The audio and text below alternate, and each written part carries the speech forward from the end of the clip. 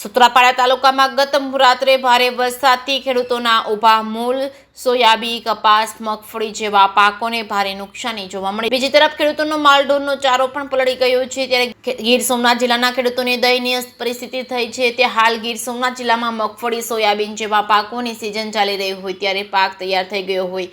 છેલ્લા 3 દિવસથી ગીર સોમનાથ જિલ્લામાં જળબંબાકાર જેવી સ્થિતિ સર્જાય છે। ત્યારે ખેડૂતોના પાકોને નુકસાની થવા પામે છે। ખેડૂતોના મગફળીના પાથરા તણાઈ ગયા છે। જ્યાં જુઓ ત્યાં નદી જેવા દ્રશ્યો જોવા મળી રહ્યા છે। વરસાદે જે તારાજી સર્જી છે તેમાં ગીર સોમનાથ જિલ્લાના ખેડૂતોને મગફળીમાં ભારે નુકસાન થયું છે। ખેડૂતો પોતાની મગફળીમાંથી સામે વર્ષ ચોમાસામાં વાવવા માટે બિયારણની મગફળી પણ નથી રહી। જગતનો તાત ચિંતાતુર થયો છે। આપ જે દ્રશ્યો જોઈ રહ્યા છો તે ગીર સોમનાથ જિલ્લાના સુત્રાપાડા તાલુકા સહિત આજુબાજુના વિસ્તારોના છે। ગત રાત્રે પડેલા ધોધમાર વરસાદના કારણે ખેતરોમાં પાણી ભરાઈ જવાથી જળબંબાકાર જેવી પરિસ્થિતિ સર્જાય છે। સુત્રાપાડા, પ્રશ્નાવાડા તેમજ ધામડે, લોઢવા સહિતના ગામડાઓમાં ગઈ રાત્રે 10 ઇંચ જેટલો વરસાદ ખાબકતા ચારે તરફ પાણી જ પાણી જેવા દ્રશ્યો સામે આવ્યા છે। ગીર સોમનાથ જિલ્લામાં સતત 3 દિવસથી જળબંબાકાર જેવી પરિસ્થિતિ સર્જાય છે। ત્યારે ખેતરોમાં વાવેલો મગફળીનો પાક સંપૂર્ણ નાશ પામ્યો છે। મગફળી સાથે સોયાબીન સહિત અન્ય ચોમાસુ પાકને નુકસાન થયું છે। ખેડૂતો ભારે ચિંતામાં મુકાયા છે। વાડી વિસ્તારો બેટમાં ફેરવાયા છે। મગફળી અને અન્ય પાકો પાણીમાં તણાઈ જતા ખેડૂતોનો મોઢે આવેલો કોળિયો છીનવાઈ ગયો છે। હાલ તો ખેડૂતો સરકાર પાસે એક જ માંગ કરી રહ્યા છે કે તાત્કાલિક સહાય ચૂકવવા વિનંતી કરવામાં આવી છે। જે કે સિંગુદતી સાથે મહેશ વાજા, સોમનાથ। મારું નામ છે ભગવાનભાઈ કારાભાઈ યાદવ, ગામ ધામરે, તાલુકો સુત્રાપાડા, જિલ્લો ગીર સોમનાથ। આ વરસાદની આગાહી જે હાથમાંથી અને માંડવીની સિઝન આવીને હાથમાંથી કોળિયો અમારો ખેડૂતનો લેવાઈ ગયો છે।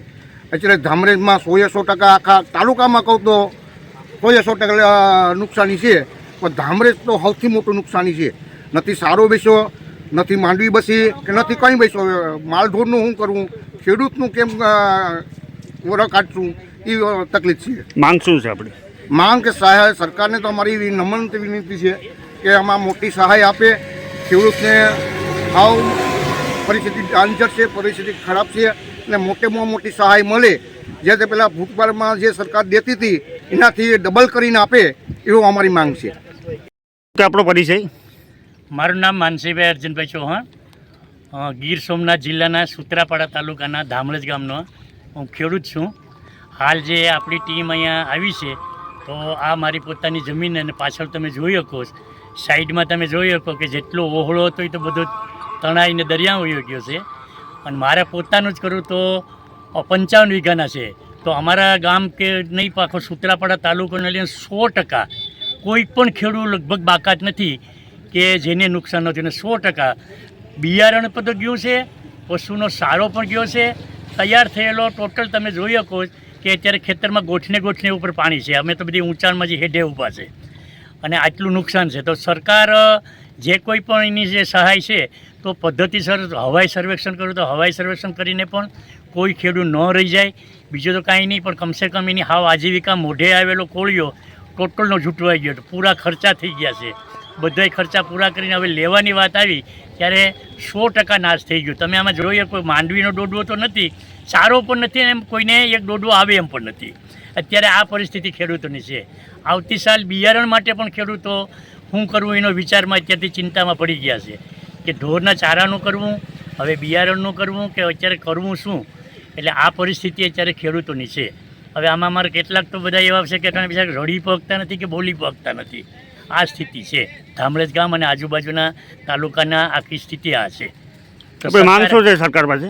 આપણી માંગ સરકાર પાસે તો શું છે, પદ્ધતિસર આનો બધો સર્વે થઈ અને જેને બધું નુકસાન થયું છે એ ટોટલને કંઈક વળતર સરકારીની યોજના સારી રીતે આપે, એને બિયારણ આપે, એને ચારાની કંઈક વળતર આપે અને સહાય વીઘે કે એકરે જે કંઈ આપે તો ખેડૂતો થોડી ઘણીને રાહત થાય।